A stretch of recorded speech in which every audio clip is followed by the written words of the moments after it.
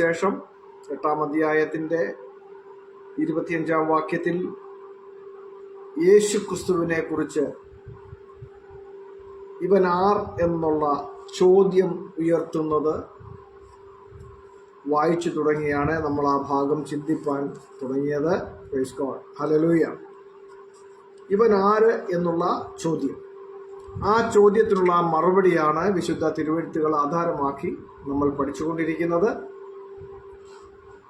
കർത്താവായ യേശു ക്രിസ്തുവിനെ കുറിച്ച് അവൻ ദൈവത്തിൻ്റെ പുത്രനാണ് എന്നുള്ളതായ വിഷയം നമ്മൾ വിവിധ തിരുവെഴുത്തുകളെ ആധാരമാക്കി പഠിക്കുവാൻ കഴിഞ്ഞു. ദൈവത്തിൻ്റെ പരിശുദ്ധൻ എന്ന് സാക്ഷ്യപ്പെടുത്തുന്ന വചനഭാഗങ്ങൾ വിശുദ്ധ തിരുവെഴുത്തിലുണ്ട്. യേശുവിൻ്റെ കൂടെ നടന്ന ശിഷ്യന്മാർ അക്കാര്യം പറഞ്ഞത് നമ്മൾ ചിന്തിപ്പാനിടയായി. യോഹന്നാന്റെ സുവിശേഷം 6-ാം അധ്യായത്തിന്റെ 68, 69 വാക്യങ്ങളിൽ യേശു ക്രിസ്തു ദൈവത്തിൻ്റെ പരിശുദ്ധനാണെന്നും നിത്യജീവന്റെ വചനങ്ങൾ യേശു ക്രിസ്തുവിൻ്റെ പക്കലുണ്ട് എന്നും യേശുവിനോട് കൂടെ നടന്ന ശിഷ്യന്മാർ സാക്ഷ്യപ്പെടുത്തുന്നത് നമ്മൾ അവിടെ നിന്ന് കാണുവാൻ കഴിയും. വീണ്ടും യേശു ക്രിസ്തുവിനെ കുറിച്ച് ദൈവത്തിൻ്റെ ക്രിസ്തുവാണ് എന്ന് യേശുവിൻ്റെ കൂടെ നടന്ന ശിഷ്യന്മാർ സാക്ഷ്യപ്പെടുത്തുന്നത്. യേശുവിൻ്റെ മുൻപിലാണ് അവരിതൊക്കെയും സാക്ഷ്യപ്പെടുത്തിക്കൊണ്ടിരുന്നത്. വളരെ പ്രധാനമായി നമ്മൾ കണ്ട ഒരു വചനഭാഗം, അത് മനുഷ്യൻ മനസ്സിലാക്കുന്നതിനും അപ്പുറമായി സ്വർഗസ്ഥനായ പിതാവ് വെളിപ്പെടുത്തി കൊടുത്ത സാക്ഷ്യമാണ് യേശുക്രിസ്തു ആരെന്ന്. മനുഷ്യന്റെ കൽപ്പനകൾക്കും മനുഷ്യന്റെ ചിന്തകൾക്കും മനുഷ്യന്റെ സകലവിധമായ അറിവിനും അപ്പുറമായി സ്വർഗസ്ഥനായ പിതാവ് വെളിപ്പെടുത്തി കൊടുത്ത് ശിമയോൻ പത്രോസ് പ്രസ്താവിച്ച വചനഭാഗം, യേശുക്രിസ്തു അതിനെ ഇത് ജഡരക്തങ്ങളുടെ വെളിപ്പാടല്ല, മറിച്ച് സ്വർഗസ്ഥനായ എൻ്റെ പിതാവത്രേ നിനക്കിത് വെളിപ്പെടുത്തി തന്നത് എന്ന് ശിമോൻ പത്രോസിനോട് അതിനെ സാക്ഷ്യപത്രം നൽകുന്നത് നമ്മൾ മത്തായി എഴുതിയ സുവിശേഷം 16-ാം അധ്യായത്തിൽ കാണുന്നുണ്ട്. അപ്പോൾ ഈ വിധത്തിൽ നമ്മൾ ചിന്തിക്കുമ്പോൾ നമ്മൾ ഈ ചിന്തിച്ച വചനഭാഗങ്ങളുടെ അന്തസത്ത കൂടി ഗ്രഹിച്ച് മുന്നോട്ട് പോകേണ്ടത് വളരെ ആവശ്യമാണ്. നമ്മൾ കണ്ടതായ ഈ ഭാഗത്ത് ഒന്നുകൂടി അങ്ങോട്ട് കയറി ചിന്തിച്ചാൽ നമുക്ക് വായിക്കാം. മത്തായി എഴുതിയ സുവിശേഷം 16-ാം അധ്യായത്തിൽ നിന്നും ആ ഭാഗം ഒന്നുകൂടി വായിക്കാം. അവിടെ ശിമോൻ പത്രോസിന്റെ സാക്ഷ്യം നമുക്ക് കാണുവാൻ കഴിയുന്നു. മത്തായി എഴുതിയ സുവിശേഷം 16-ാം അധ്യായത്തിന്റെ 15 മുതലുള്ള വാക്യങ്ങളിലാണ് യേശു അവരോട് ചോദിക്കുന്നത്, നിങ്ങൾ എന്നെ കുറിച്ച് ഞാൻ ആരെന്ന് പറയുന്നു? അതിന് മറുപടിയായിട്ടാണ് ശിമോൻ പത്രോസ് പറഞ്ഞത്. എന്താണ് പറഞ്ഞത്? നീ ജീവനുള്ള ദൈവത്തിന്റെ പുത്രനായ ക്രിസ്തു എന്ന് ഉത്തരം പറഞ്ഞു. ഈ പ്രസ്താവനയാണ് സ്വർഗസ്ഥനായ പിതാവാണ് നിനക്കിത് വെളിപ്പെടുത്തി തന്നത് എന്ന് യേശു ക്രിസ്തു സാക്ഷ്യപ്പെടുത്തുന്നു. അപ്പോൾ സ്വർഗീയമായ വെളിപ്പാട്, സ്വർഗസ്ഥനായ പിതാവ് വെളിപ്പെടുത്തി കൊടുത്തതായ സാക്ഷ്യത്തിനും മീതെ ഒരു വെളിപ്പാടില്ല. അപ്പോൾ ഇവിടെ എന്താണ് ശിമോൻ പത്രോസ് പ്രസ്താവിക്കുകയും യേശു സാക്ഷ്യപ്പെടുത്തുകയും ചെയ്തത്? യേശു ആരെന്നാണ്? ജീവനുള്ള ദൈവത്തിന്റെ പുത്രനായ ക്രിസ്തു. നമ്മൾ സുവിശേഷ പ്രസംഗങ്ങൾ ധാരാളം കേൾക്കുന്നതാണ്. പലരും സുവിശേഷമാണ് എന്ന വിധത്തിൽ പ്രസംഗിച്ചുകൊണ്ടേയിരിക്കുകയാണ്. അവരൊക്കെ ജീവനുള്ള ദൈവമെന്ന് പ്രസംഗിക്കുന്നത് ആരെയാണ്? അവരെല്ലാം ജീവനുള്ള ദൈവമെന്ന് പ്രഘോഷിക്കുന്നത് യേശുക്രിസ്തുവിനെയാണ്. ഏതെങ്കിലും ഒരു ഉപദേശി എവിടെയെങ്കിലും യേശുക്രിസ്തുവിന്റെ പിതാവിനെ ജീവനുള്ള ദൈവമെന്ന് സാക്ഷ്യപ്പെടുത്തുന്നത് നിങ്ങൾ ആരെങ്കിലും ഏതെങ്കിലും സുവിശേഷ പ്രസംഗകൻ എന്ന് പറയുന്ന ആളുകളിൽ നിന്നും കേട്ടിട്ടുണ്ടോ? ഏതെങ്കിലും ഒരു ഉപദേശി ഏതെങ്കിലും ഒരു കൺവെൻഷനിൽ ഏതെങ്കിലും യോഗത്തിൽ ഏതെങ്കിലും ഒരു പ്രസംഗത്തിൽ യേശുക്രിസ്തുവിന്റെ പിതാവാണ് ജീവനുള്ള ദൈവമെന്ന് പ്രസംഗിക്കുന്ന ഒരു പ്രസംഗം ഇക്കാലം അത്രയും നിങ്ങൾ എവിടെങ്കിലും കേട്ടിട്ടുണ്ടോ? സാധ്യതയില്ല. ഞാൻ കേട്ടിട്ടില്ല. ഞാൻ 30 വർഷം പെന്തക്കോസ്തിലായിരുന്നു. ഞാൻ കേട്ടിട്ടില്ല. ഞാൻ ഉദ്ദേശം 20 വർഷം മർത്തോമാ സഭയിലായിരുന്നു. ഞാൻ കേട്ടിട്ടില്ല. യേശുക്രിസ്തുവിന്റെ പിതാവാണ് ജീവനുള്ള ദൈവമെന്ന് പ്രസംഗിക്കുന്നത് ഞാൻ കേട്ടിട്ടേയില്ല. പിന്നെന്താണ് കേട്ടത്? യേശുക്രിസ്തു ജീവനുള്ള ദൈവം, യേശുക്രിസ്തു സത്യദൈവം, യേശുക്രിസ്തു മാത്രം ദൈവം, ഇങ്ങനെയൊക്കെ പ്രസംഗിക്കുന്ന വീഡിയോസ് ഞാൻ ധാരാളം കണ്ടിട്ടുണ്ട്. ഇങ്ങനെയുള്ള പ്രസംഗങ്ങൾ ഞാൻ ധാരാളം കേട്ടിട്ടുണ്ട്. പക്ഷേ തിരുവെഴുത്ത് പറയാത്ത ഇത്തരം പ്രസംഗങ്ങൾ നടത്തുന്ന ഇവർ ആരും തിരുവെഴുത്തിൽ പറഞ്ഞിരിക്കുന്ന സത്യത്തെ ജനങ്ങളുടെ മുൻപിൽ പ്രസ്താവിച്ച് ഞാൻ കണ്ടിട്ടില്ല. എന്തുകൊണ്ടാണ് ഇവർ ഈ സത്യത്തെ പ്രഘോഷിക്കുവാൻ മടിക്കുന്നത്? എന്തുകൊണ്ട് അവർ തിരുവെഴുത്ത് പറയുന്ന സത്യം പ്രസ്താവിക്കുന്ന കാര്യത്തിൽ പിന്നോട്ട് മാറുന്നു, അതിനെ അവഗണിക്കുന്നു, ഒഴിവാക്കുന്നു? അതിലില്ലാത്തതിന്, അതിന് വിപരീതമായത് പ്രസംഗിക്കുവാനും പ്രഘോഷിക്കുവാനും ഇവർ താല്പര്യം കാണിക്കുന്നു. അവർ യേശുക്രിസ്തുവിനെ പിടിച്ച് യേശുക്രിസ്തുവിന്റെ ദൈവമായ പിതാവിനുള്ളതായ സകല പദവികളിലേക്കും പിടിച്ചിരുത്തുകയാണ്. യേശുക്രിസ്തുവിന്റെ പിതാവ് നിര്യാതനായോ കാലം ചെയ്തോ സ്ഥാനമൊഴിഞ്ഞോ ഇവർ യേശുക്രിസ്തുവിനെ പിടിച്ച് അവിടെ ഇരുത്താൻ?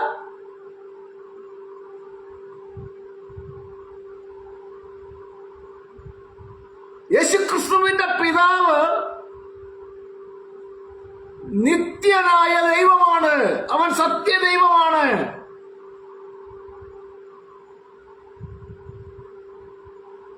ഇവിടെ നമ്മൾ വായിച്ചത് എന്താണ്?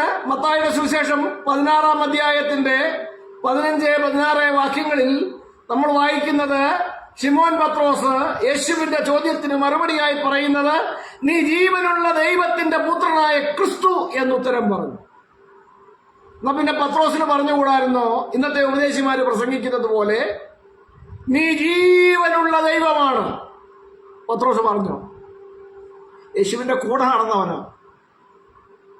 യേശുവിന്റെ ശിഷ്യന്മാരിൽ ഒന്നാമൻ, പ്രധാനി.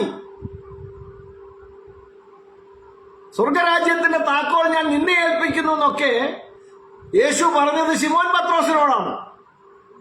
ആ പത്രോസ് എപ്പോഴെങ്കിലും പറഞ്ഞോ യേശു ക്രിസ്തുവാണ് ജീവനുള്ള ദൈവമെന്ന്? നിങ്ങൾ എന്നെ കുറിച്ച് ആരെന്ന് പറയുന്നു എന്ന ചോദ്യത്തിന് മറുപടിയായി നീ ജീവനുള്ള ദൈവമാണ്, നീ അല്ലാതെ മറ്റൊരു ദൈവമില്ല എന്ന് ശിമോൻ പത്രോസ് പറഞ്ഞു. യേശു ഉയർത്തെഴുന്നേറ്റ ശേഷം ഇവരാരെങ്കിലും പറഞ്ഞോ യേശു ക്രിസ്തുവാണ് ജീവനുള്ള ദൈവമെന്ന്? യേശു ക്രിസ്തു അല്ലാതെ മറ്റൊരു ദൈവമില്ലെന്ന് ഇവരാരെങ്കിലും പറഞ്ഞു? ഇവരാരും പറഞ്ഞതായി ഞാൻ വിശുദ്ധ ബൈബിളിൽ കണ്ടിട്ടില്ല. അപ്പോൾ വിശുദ്ധ തിരുവെഴുത്തിൽ ഇല്ലാത്തത് കയ്യിൽ നിന്നിട്ട് പറഞ്ഞ് യേശുക്രിസ്തുവിനില്ലാത്ത പദവി ആ പദവിയിലേക്ക് യേശുക്രിസ്തുവിനെ അവരോധിച്ചുകൊണ്ട് യേശുക്രിസ്തുവിന്റെ ദൈവമായ പിതാവ് എന്ന സകലത്തിന്റെയും സൃഷ്ടാവായ ഏക സത്യ ദൈവത്തെ തമസ്കരിക്കുന്ന പ്രസംഗങ്ങളാണ് നമ്മൾ കേട്ടുവന്നിട്ടുള്ളത്.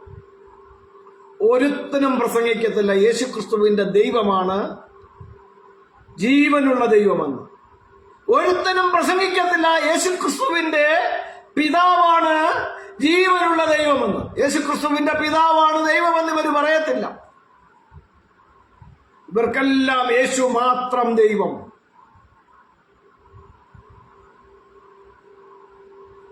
എന്തുകൊണ്ടാണ് ഇവരിതൊക്കെ ചെയ്യുന്നത്? എന്തുകൊണ്ടാണ് തിരുവെഴുത്തിലുള്ള സത്യത്തെ ഇവർ തമസ്കരിക്കുന്നത്? എന്ത് നേട്ടമാണ് ഇവരിൽ ഇതിൽ നിന്നുണ്ടാക്കുന്നത്? നേട്ടമുണ്ടാക്കുന്നത് ഇവരാരുമല്ല, ഇവരുടെ യജമാനൻ ഇവരെ അതിനായിട്ട് നിയോഗിച്ചിരിക്കുന്നതാണ്. കർത്താവായ യേശുക്രിസ്തുവിന്റെ ഉപദേശത്തിൽ നിന്നും സത്യവചനത്തിൽ നിന്നും മനുഷ്യരെ വഴിതെറ്റിക്കുവാനായി ഇവരുടെ യജമാനൻ ഇവരെ നിയോഗിച്ചിരിക്കുകയാണ്.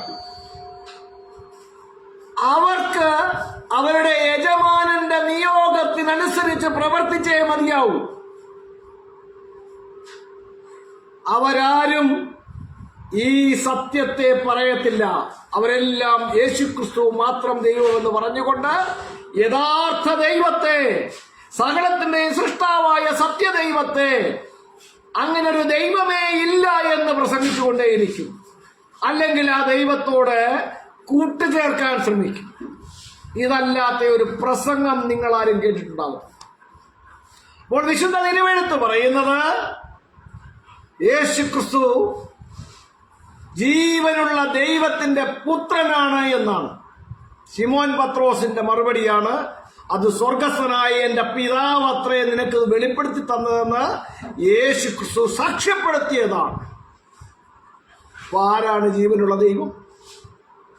യേശുക്രിസ്തുവാണോ ജീവനുള്ള ദൈവം, അതോ യേശുക്രിസ്തുവിന്റെ പിതാവാണോ ജീവനുള്ള ദൈവം?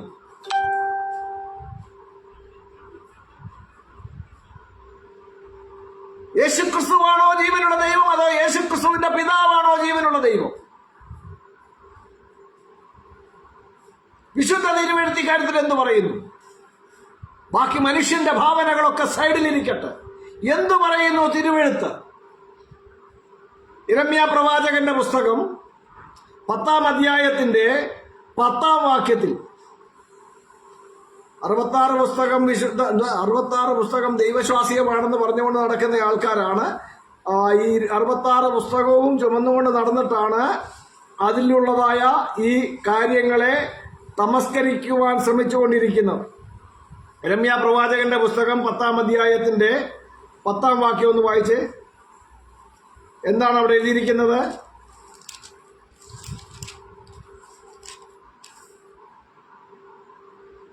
യഹോവയോ സത്യദൈവം, അവൻ ജീവനുള്ള ദൈവവും ശാശ്വത രാജാവും തന്നെ. ആരാണ് സത്യദൈവവും ജീവനുള്ള ദൈവവും? യഹോവയാണ് സത്യദൈവവും ജീവനുള്ള ദൈവവുമെന്ന് യിരെമ്യാ പ്രവാചകന്റെ പുസ്തകത്തിൽ 10-ാം അധ്യായത്തിന്റെ 10-ാം വാക്യത്തിൽ വെടിപ്പായി എഴുതി വച്ചിരിക്കുകയാണ്. അപ്പോൾ യേശു ആരുടെ പുത്രനായ ക്രിസ്തുവാണെന്നാണ് ശിമോൻ പത്രോസ് പറഞ്ഞത്? യഹൂദനായ ശിമോൻ പത്രോസ് പറയുന്നു, ജീവനുള്ള ദൈവത്തിന്റെ പുത്രനായ ക്രിസ്തുവാണ് നീ എന്ന്. ഒരു യഹൂദനെ സംബന്ധിച്ച് ആരാണ് ജീവനുള്ള ദൈവം? യഹോവയാണ് അവന്റെ ദൈവം. യഹോവയല്ലാതെ മറ്റൊരു ജീവനുള്ള ദൈവവും അവർക്കില്ല. അപ്പോൾ യഹൂദനായ ശിമോൻ പത്രോസ് യേശുവിന്റെ ചോദ്യത്തിനുള്ള മറുപടിയായി പറയുന്നത് നീ യഹോവയുടെ പുത്രനായ ക്രിസ്തു എന്നാണ്.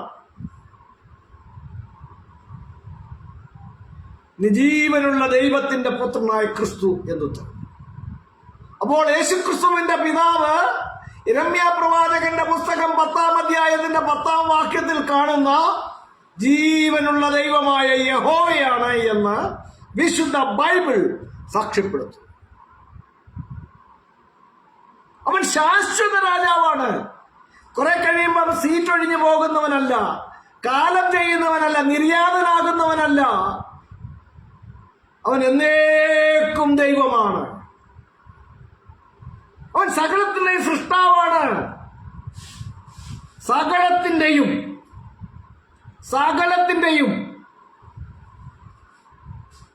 സദൃശ്യവാക്യങ്ങൾ 16-ാം അധ്യായത്തിന്റെ 4-ാം വാക്യത്തിൽ വെടിപ്പായി എഴുതിയിട്ടുണ്ട്, യഹോവ സകലത്തെയും ഉണ്ടാക്കിയിരിക്കുന്നു. സകലത്തെയും അനർത്ഥ ദിവസത്തിനായി ദുഷ്ടനെയും കൂടെ എന്നാണ് അവിടെ എഴുതി വച്ചിരിക്കുന്നത്. അതുകൊണ്ട് അക്കാര്യത്തിലും വേറൊരാൾക്കും അവകാശവാദമില്ല. അന്ധകാരത്തെയും വെളിച്ചത്തെയും ഒക്കെ ഞാനാണ് ഉണ്ടാക്കിയത് എന്ന് യഹോവയായ ദൈവം പറയുന്നത് യെശയ്യാ പ്രവാചകന്റെ പുസ്തകം 45-ാം അധ്യായത്തിൽ നമുക്ക് കാണുവാൻ കഴിയുന്നുണ്ട്. ഇതൊക്കെയും ഞാനാണ് ഉണ്ടാക്കുന്നത്. അപ്പോൾ സകലത്തിന്റെയും സൃഷ്ടാവായ നിത്യരാജാവാണ് അവൻ, ശാശ്വത രാജാവാണ്, മാറ്റമില്ലാത്ത ദൈവം. അവൻ കുറച്ചു കഴിയുമ്പോൾ സീറ്റ് ഒഴിഞ്ഞു കൊടുത്തിട്ട് വേറെ ആളെ പിടിച്ച് ആ സീറ്റിലിരുത്തുന്നവനല്ല. ആ ജീവനുള്ള ദൈവത്തിന്റെ പുത്രനായ ക്രിസ്തുവാണ് യേശു എന്ന് ശിമോൻ പത്രോസ് പറഞ്ഞത് സ്വർഗസ്ഥനായ പിതാവ് വെളിപ്പെടുത്തി കൊടുത്തതാണ് എന്ന് യേശു ക്രിസ്തു സാക്ഷ്യപ്പെടുത്തിയത് മത്തായിയുടെ സുവിശേഷത്തിൽ നമുക്ക് കാണാം. ആരാണ് ജീവനുള്ള ദൈവം?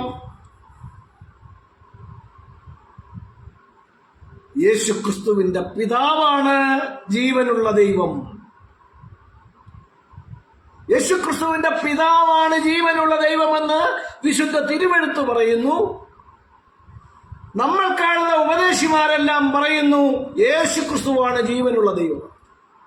യേശു ക്രിസ്തു മാത്രം ദൈവം, യേശു ക്രിസ്തു അല്ലാതെ മറ്റൊരു ദൈവമില്ല എന്ന്.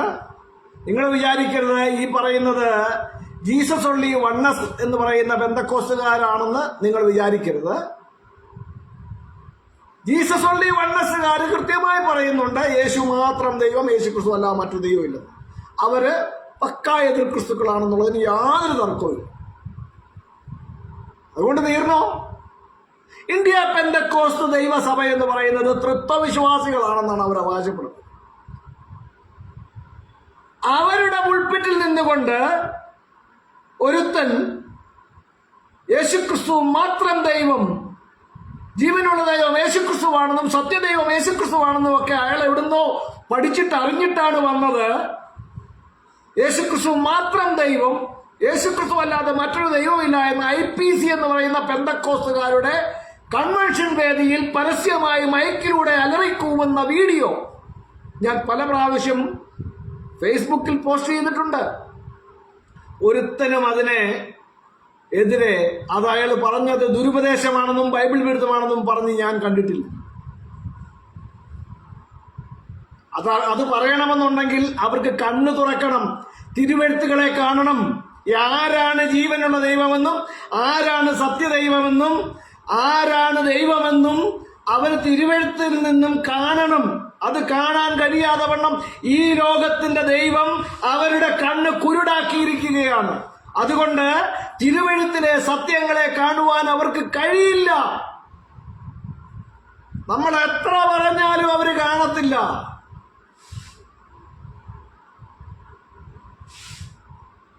ഈ ഞാൻ പറഞ്ഞ മനുഷ്യൻ വെള്ള ഉടുപ്പും ഒക്കെ ഇട്ട് ഇങ്ങനെ പുൽപ്പറ്റിൽ നിന്നുകൊണ്ട് യേശുക്രിസ്തു മാത്രം ദൈവം, യേശുക്രിസ്തു അല്ലാതെ മറ്റൊരു ദൈവം ഇല്ല എന്നൊക്കെ അലറിക്കൂവിയിട്ട് പുറകില് ഈ ഇന്ത്യ പെന്തക്കോസ്ത് ദൈവസഭ എന്ന് പറയുന്ന പെന്തക്കോസ്തിലെ പാസ്റ്റർമാര് നിരന്നിരിപ്പുണ്ട്. അവരെല്ലാവരും അതിന് ഹല്ലേലൂയ കയ്യും പൊക്കി അലറുന്നതും കാണാം. ഈ വീഡിയോ എന്റെ കയ്യിലുണ്ട്. ഇവൻ ഒരുത്തൻ പോലും ഈ നിന്ന് ബൈബിൾ വിരുദ്ധ സാത്താന്യ ഉപദേശം പ്രസംഗിക്കുന്നവനെ തിരുത്താൻ ശ്രമിച്ചിട്ടില്ല. അയാൾ പറയുന്നത് ബൈബിൾ വിരുദ്ധമാണെന്ന് പറയാനുള്ള ധൈര്യം ഒരുത്തനും കാണിച്ചിട്ടില്ല. ഇപ്പോഴും അയാൾ ഇപ്പൊ അമേരിക്കയില് ഈ ദുരുപദേശം പ്രസംഗിച്ചുകൊണ്ടിരിക്കുകയാണ്. ഇപ്പൊ അമേരിക്കയിൽ പോയിട്ടുണ്ട് ഈ ദുരുപദേശം പ്രസംഗിക്കാനായിട്ട്, ഈ സാത്താന്യ ഉപദേശം പ്രസംഗിക്കാനായിട്ട്. വളരെ സ്വാഗതം ചെയ്യുകയാണ് പെന്തക്കോസ്തുകാര് ഈ ബൈബിൾ വിരുദ്ധ പ്രസംഗനെ.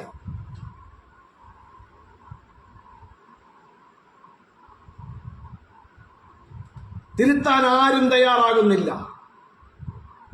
തിരുവെഴുത്തിൽ എന്താണെന്ന് പറയുവാൻ ഇവരാരും ധൈര്യപ്പെടുന്നില്ല. ഇവരെല്ലാം പ്രസംഗിക്കുന്നത് തിരുവെഴുത്തിലുള്ളതിന് വിപരീതമായ ഉപദേശമാണ്.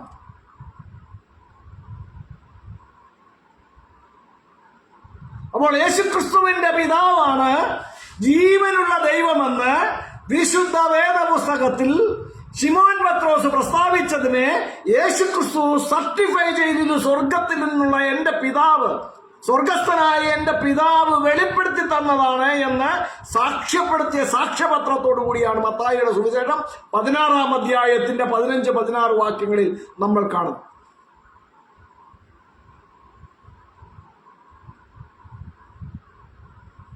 അപ്പോൾ ആരാണ് ജീവനുള്ള ദൈവം? യേശുക്രിസ്തുവാണോ അതോ യേശുക്രിസ്തുവിന്റെ പിതാവാണോ?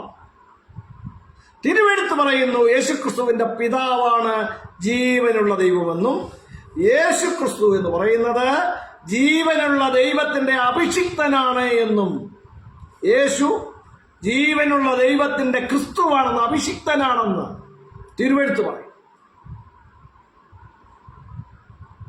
യേശുവിനെ അഭിഷേകം ചെയ്തവനാണ് ജീവനുള്ള ദൈവം.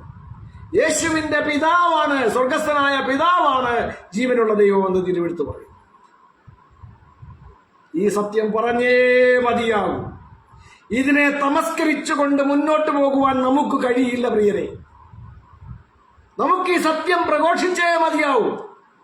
ഇതൊക്കെ പറയുന്നത് കേൾക്കുമ്പോൾ എനിക്കെതിരെ നിങ്ങൾക്ക് ബോധ്യപ്പെട്ട പോലെ നിങ്ങൾ വിശ്വസിച്ചാൽ പോരെ, എന്തിനാ മറ്റുള്ളവരോട് പറയുന്നതെന്ന് വേദനപ്പെടുന്ന ചില ബന്ധക്കോസുകാരെ ഞാൻ കണ്ടിട്ടുണ്ട്. എനിക്ക് ഈ സത്യം തിരിച്ചറിഞ്ഞതിന്റെ സന്തോഷം മറ്റുള്ളവരോട് പറഞ്ഞു കൊടുക്കാതിരിക്കാൻ കഴിയില്ല. പറഞ്ഞു കൊടുത്തേ മതിയാവൂ.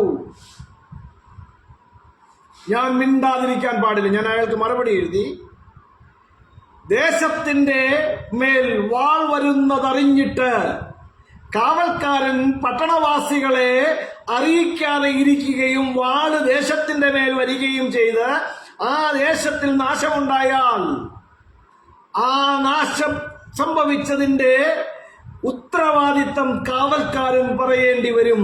എനിക്കൊഴിഞ്ഞിരിക്കുവാൻ കഴിയില്ല. എനിക്ക് ഈ സത്യം പറഞ്ഞേ മതിയാവൂ. ഞാനിത് പറഞ്ഞിട്ടും ദേശവാസികൾ അതിനെ പരിഗണിച്ചുകൊണ്ട് അവരുടെ ജീവന് വേണ്ടി പ്രവർത്തിക്കാതിരുന്നാൽ, അവരുടെ സുരക്ഷയ്ക്ക് വേണ്ടി ഒരുങ്ങാതിരുന്നാൽ, തെറ്റ് കുറ്റം ആരുടെ മേലിരിക്കും? എന്റെ മേലല്ല, ഇത് കേട്ടവരുടെ മേലിരിക്കും.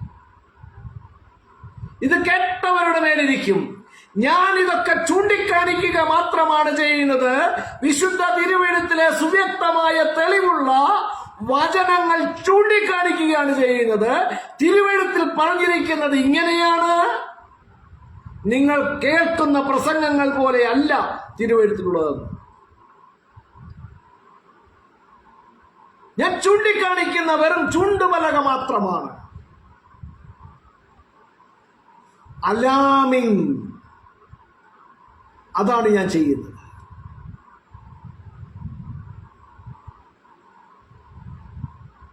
ഒരു വാക്യം കൂടി നമ്മൾ ഈ എടുത്തതിനോട് ചേർന്ന് വരുന്നതാണ്. യോഹന്നാന്റെ സുവിശേഷം 17-ാം അധ്യായം 3-ാം വാക്യം.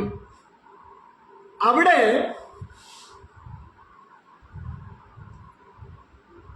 ക്രിസ്തു പറയുന്ന വചനമാണ് നമ്മൾ വായിക്കുന്നത്.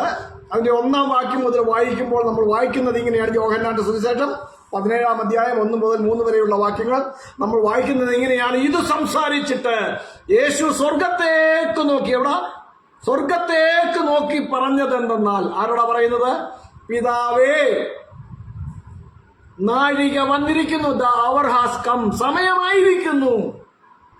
അവിടുത്തെ പുത്രൻ അവിടുത്തെ മഹത്വപ്പെടുത്തേണ്ടതിന് പുത്രനെ മഹത്വപ്പെടുത്തണമേ. അവിടുന്ന് ആര്? പിതാവ്. അവന്, ആർക്ക്? പുത്രന് നൽകിയിട്ടുള്ളവർക്കെല്ലാവർക്കും നിത്യജീവനെ നൽകേണ്ടതിന് സകല ജഡത്തിന്മേലെയും അവിടുന്ന്, അവന്, ആർക്ക്? പുത്രന്. അപ്പോൾ പിതാവ് പുത്രന് സകല ജഡത്തിന്മേലും അധികാരം നൽകിയിരിക്കുന്നു. എന്തിനുള്ള അധികാരമാണ്? നിത്യജീവനെ നൽകുവാനുള്ള അധികാരം നൽകിയിരിക്കുന്നു. അതിനുശേഷം 3-ാം വാക്യത്തിൽ പറയുന്നത് ഇങ്ങനെയാണ്.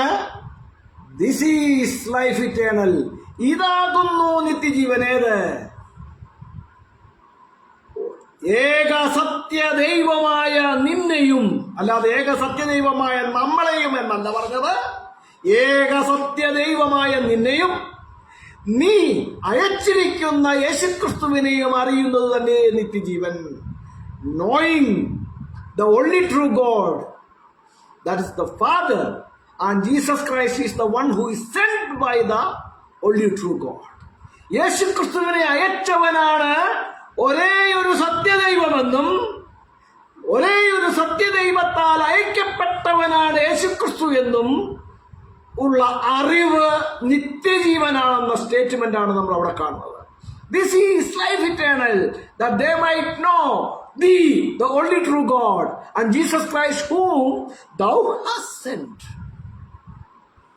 അപ്പോൾ യേശുക്രിസ്തു ആരാണ്? ഏക സത്യദൈവത്താൽ അയക്കപ്പെട്ടവൻ. അപ്പൊ ആരാണ് ഒരേ ഒരു സത്യദൈവം? ആരാണോ യേശുക്രിസ്തുവിനെ അയച്ചത് അവനാണ് ഒരേ ഒരു സത്യദൈവം. അല്ലാതെ യേശുക്രിസ്തുവാണ് സത്യദൈവമെന്നോ യേശുക്രിസ്തുവാണ് ഒരേ ഒരു സത്യദൈവമെന്നോ അല്ല തിരുവെഴുത്ത് പറയുന്നത്. തിരുവെഴുത്ത് പറയുന്നത് യേശുക്രിസ്തുവിനെ അയച്ചവനായ പിതാവാണ് ഓൺലി ട്രൂ ഗോഡ്. യേശുക്രിസ്തുവിനെ അയച്ചത് പിതാവാണെന്ന് നിങ്ങൾക്ക് ഇനി വാക്യം വേണോ? എത്ര വാക്യങ്ങളുണ്ട്? ഇക്കാര്യത്തിൽ ആർക്കും തർക്കമുണ്ടാവത്തില്ല, പിതാവാണ് യേശുക്രിസ്തുവിനെ അയച്ചതെന്നുള്ളത്. എന്നാലും ഞാൻ പറയാം, യോഹന്നാന്റെ സുവിശേഷം 12-ാം അധ്യായം അതിന്റെ 48, 49 വാക്യങ്ങളിലേക്ക് വരുമ്പോൾ അവിടെ നമ്മൾ വായിക്കുന്നത് ഇങ്ങനെയാണ്: ആരെങ്കിലും എന്റെ വചനം കൈക്കൊള്ളാതെ എന്നെ തള്ളിക്കളഞ്ഞാൽ അവനെ ന്യായം വിധിക്കുന്നവൻ ഉണ്ട്. ആരാ ന്യായം വിധിക്കുന്നവൻ? ഞാൻ നിങ്ങളോട് സംസാരിച്ച വചനം തന്നെ. അപ്പം യേശുക്രിസ്തുവിനെ തള്ളിക്കളയും യേശുക്രിസ്തു പറഞ്ഞ വചനങ്ങൾ കൈക്കൊള്ളുകയും ചെയ്യാതിരിക്കുന്നവനെ ന്യായം വിധിക്കുന്നവനായ ഒരു ന്യായാധിപനുണ്ട്. അത് യേശുക്രിസ്തു പറഞ്ഞ വചനമാണ് എന്നാണ് ആ വാക്യത്തിൽ കാണുന്നത്. എന്നിട്ട് തൊട്ടടുത്ത വാക്യത്തിൽ യേശുക്രിസ്തു പറഞ്ഞത് ഇങ്ങനെയാണ്: എന്നെ അയച്ച പിതാവ്. യേശുക്രിസ്തുവിനെ അയച്ചത് ആരാണെന്നാണ്? യേശുക്രിസ്തുവിനെ അയച്ചത് പിതാവാണെന്ന്. എന്നെ അയച്ച പിതാവ് എന്നോട് ഞാൻ ഇന്നത് സംസാരിക്കണമെന്നും ഇന്നത് പറയണമെന്നും എനിക്ക് കൽപ്പന നൽകിയിരിക്കും. അപ്പൊ യേശുക്രിസ്തുവിന് വേണ്ടുന്നതായ കൽപ്പന കൊടുത്ത് അയച്ചിരിക്കുന്നവനാണ് ഈ പിതാവ്. യേശുക്രിസ്തുവിനെ അയച്ച പിതാവ് എന്താണ് പറയേണ്ടതെന്നും എന്താണ് സംസാരിക്കേണ്ടതെന്നും യേശുക്രിസ്തുവിന് കൽപ്പന കൊടുത്തയച്ചിരിക്കുന്ന പിതാവ് ഞാൻ ഇന്നത് സംസാരിക്കണമെന്നും ഇന്നത് പറയണമെന്നും എനിക്ക് കൽപ്പന നൽകിയിരിക്കുന്നു. ഒന്നുകൂടി അവിടെ എടുത്തു പറയുന്നത് അവന്റെ കൽപ്പനകൾ. ആരുടെ? യേശുക്രിസ്തുവിനെ അയച്ച പിതാവിന്റെ കൽപ്പനകൾ നിത്യജീവനാണെന്ന് ഞാൻ അറിയുന്നു എന്നാണ് യേശുക്രിസ്തുവോട് പറയുന്നത്. ആകയാൽ പിതാവ് എന്നോട് അരുളി ചെയ്തതുപോലെ തന്നെ ഞാൻ സംസാരിക്കുന്നു. ഇതാണ് ആ വാക്യങ്ങൾ. യോഹന്നാന്റെ സുവിശേഷം 12-ാം അധ്യായം 48 മുതൽ 50 വരെയുള്ള വാക്യഭാഗങ്ങളാണ് ഞാൻ ഇപ്പോൾ ഇവിടെ പറഞ്ഞത്. നിങ്ങൾക്ക് ആർക്ക് വേണമെങ്കിലും ആ വചനഭാഗം റെഫർ ചെയ്ത് ചെക്ക് ചെയ്ത് കൺവിൻസ്ഡ് ആകാവുന്നതാണ്. ഓക്കെ, അപ്പോൾ യേശുക്രിസ്തുവിനെ അയച്ചത് പിതാവാണെന്ന കാര്യത്തിൽ ഇനി ആർക്കും തർക്കമില്ലല്ലോ. ഞാനല്ല, ഇതെല്ലാം ബൈബിളിലുള്ളതാണ്. ചൂണ്ടിക്കാണിക്കുക മാത്രമേ ഞാൻ ചെയ്യുന്നുള്ളൂ. വിത്ത് റെഫറൻസ് സുവ്യക്തമായ തെളിവുള്ള ബൈബിൾ വചനങ്ങളുടെ പൂർണ്ണ പിന്തുണയോടുകൂടിയാണ് ഈ സത്യങ്ങളെ ചൂണ്ടിക്കാണിക്കുന്നത്. അപ്പോൾ യേശുക്രിസ്തുവിനെ അയച്ചവനാണ് ഓൺലി ട്രൂ ഗോഡ്. രണ്ടാമതോ മൂന്നാമതോ ഒരു സത്യദൈവത്തിന് യാതൊരു സാധ്യതയുമില്ല. അതുകൊണ്ട് യേശുക്രിസ്തുവിനെ അയച്ചവനായ പിതാവാണ് ഓൺലി ട്രൂ ഗോഡ് എന്ന് ദൈവത്തിന്റെ പുത്രൻ വന്ന് അറിയിച്ചു തന്നതാണ് യോഹന്നാന്റെ സുവിശേഷം 17-ാം അധ്യായം 3-ാം വാക്യത്തിൽ നമ്മൾ കാണുന്നത്. അപ്പോൾ യിരെമ്യാ പ്രവാചകന്റെ പുസ്തകം 10-ാം അധ്യായത്തിന്റെ 10-ാം വാക്യത്തിൽ നമ്മൾ വായിച്ചത് യഹോവയോ സത്യദൈവം, അവൻ ജീവനുള്ള ദൈവവും ശാശ്വത രാജാവും തന്നെ.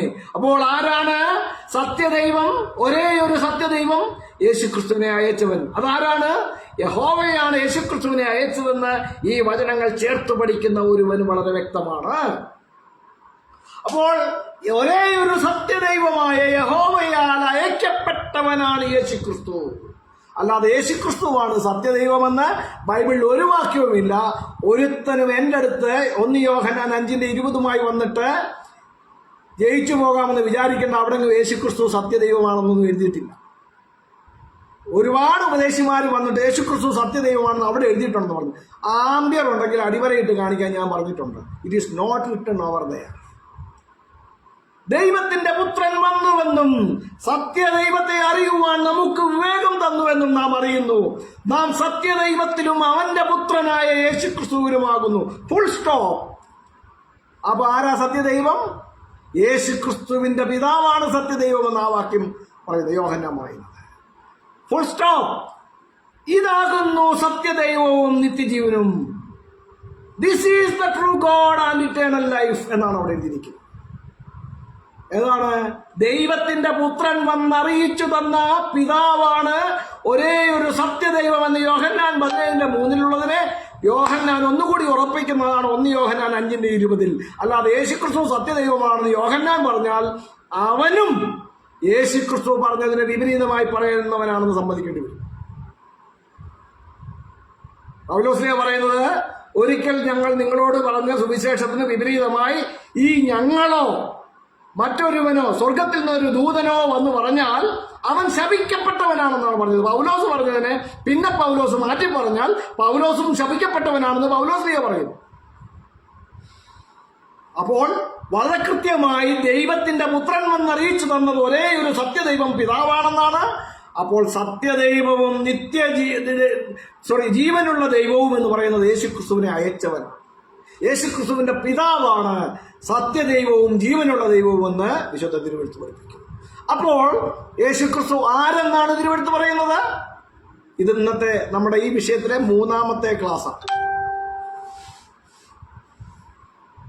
യേശുക്രിസ്തു സത്യദൈവത്തിന്റെ പുത്രൻ, സത്യദൈവത്താൽ അയക്കപ്പെട്ടവൻ. യേശുക്രിസ്തു ജീവനുള്ള ദൈവത്തിന്റെ പുത്രനായ ക്രിസ്തു. Ultimately, he is the son of the living God. He is the one who is sent by the only true God. പിതാവാണ് യേശുക്രിസ്തുവിനെ അയച്ചത്. യേശുക്രിസ്തുവിനെ അയച്ചത് പിതാവാണ്. യേശുക്രിസ്തു ഏക സത്യ ദൈവമായ പിതാവിന്റെ പുത്രനാണ്. ബൈബിൾ മുന്നോട്ട് വയ്ക്കുന്ന സത്യദൈവം എന്ന വിശേഷണമുള്ള ഒരേ ഒരുവൻ മാത്രമേ ഉള്ളൂ. അത് യാഹ്വയാണ്. യിരെമ്യ പ്രവാചകന്റെ പുസ്തകം 10-ാം അധ്യായം 10-ാം വാക്യം. അപ്പോൾ യാഹ്വയാൽ അയക്കപ്പെട്ടവനും യാഹ്വയുടെ പുത്രനുമായ ക്രിസ്തു അഭിഷിക്തൻ ആണ് വിശുദ്ധ മറിയം പ്രസവിച്ച യേശു. അപ്പോൾ യേശു ആരാണ്? ഒരേയൊരുവൻ മാത്രമായ സത്യദൈവത്തിന്റെ പുത്രനും ജീവനുള്ള ദൈവത്തിന്റെ പുത്രനുമാണ്, അഭിഷിക്തനാണ്. ഇതാണ് വിശുദ്ധ തിരുവെഴുത്ത് യേശുക്രിസ്തുവിനെ കുറിച്ച് അടിവരയിട്ട് സാക്ഷ്യം പറയുന്നത്. അല്ലാതെ യേശുക്രിസ്തു ജീവനുള്ള ദൈവമാണെന്നും യേശുക്രിസ്തു സത്യദൈവമാണെന്നും വിശുദ്ധ ബൈബിളിൽ ഒരു വാക്യത്തിലുമില്ല. ഇതെല്ലാം യേശുക്രിസ്തു പറഞ്ഞതിന് വിപരീതമായ ഉപദേശവുമായി നടക്കുന്ന വ്യാജ ഉപദേശിമാരുടെ സ്വന്തം ഫാക്ടറിയിലെ ഉൽപ്പന്നങ്ങളാണ്, അല്ലാതെ വിശുദ്ധ ബൈബിൾ പഠിപ്പിക്കുന്നതല്ല. വിശുദ്ധ ബൈബിൾ പഠിപ്പിക്കുന്നതിന് വാക്യമുണ്ടാകും. ബൈബിളിൽ സുവ്യക്തമായ തെളിവുള്ള വാക്യം. ഞാൻ പലപ്പോഴും പറയുന്നതിന്റെ ഒരു ഫ്രേസ് ഉണ്ട്, സുവ്യക്തവും സുശക്തവും സുദൃഢവുമായ തെളിവുള്ള വചനം. Yes, that's what supporting what we believe. നമുക്ക് ദൈവകരങ്ങളിൽ നമ്മെ തന്നെ സമർപ്പിക്കാം. സത്യത്തിന്റെ പരിജ്ഞാനത്തിൽ നിത്യജീവന്റെ പ്രത്യാശയിൽ ജയാളികളായി മുന്നേറുവാൻ തക്കവണ്ണം നമ്മെ തന്നെ വചനത്തിന്റെ മുൻപിൽ സമർപ്പിക്കാം. ഒരു ഉപദേശിയുടെ മുമ്പിൽ സമർപ്പിക്കരുത്, എന്റെ മുമ്പിലും വേണ്ട കേട്ടോ. വചനത്തിന്റെ മുമ്പിൽ, ക്രിസ്തുവിന്റെ ഉപദേശത്തിന്റെ മുമ്പിൽ നമ്മെ തന്നെ സമർപ്പിക്കാം. ക്രിസ്തുവിന്റെ ഉപദേശത്തിൽ നിലനിൽക്കാതെ അതിൽ കടന്നു പോകുന്ന ഒരുത്തരും ദൈവമില്ലാകയാൽ ദൈവമുള്ളവരായി നിത്യജീവന്റെ പ്രത്യാശയിൽ കർത്താവായ യേശുക്രിസ്തു വാഗ്ദത്തം ചെയ്ത ജീവനെ പ്രാപിക്കേണ്ടതായി നമ്മുടെ ചുവടുകളെ ദൃഢമായി ക്രിസ്തുവിന്റെ മാർഗനിർദ്ദേശം അനുസരിച്ച് വെച്ചുകൊണ്ട് വചനത്തിനനുസരിച്ച് മുന്നേറാം. സർവശക്തനായ ദൈവം നമ്മെ അവരെ സഹായിക്കട്ടെ. പ്രാർത്ഥനയ്ക്കായി നമ്മുടെ കണ്ണുകളെ ദൈവകരങ്ങളെ അടച്ച് ഹൃദയങ്ങളെ ദൈവസന്നിധിയിൽ ഏകാഗ്രമാക്കി നമുക്ക് പ്രാർത്ഥിക്കാം. നാം എല്ലാവരും പ്രാർത്ഥനയുടെ സമർപ്പണത്തോടെ ആയിരിക്കുമ്പോൾ നമ്മുടെ പ്രിയ തോമസ് കുട്ടിച്ചായനെ ശബ്ദമുയർത്തി പ്രാർത്ഥിക്കും. ഹല്ലേലൂയ.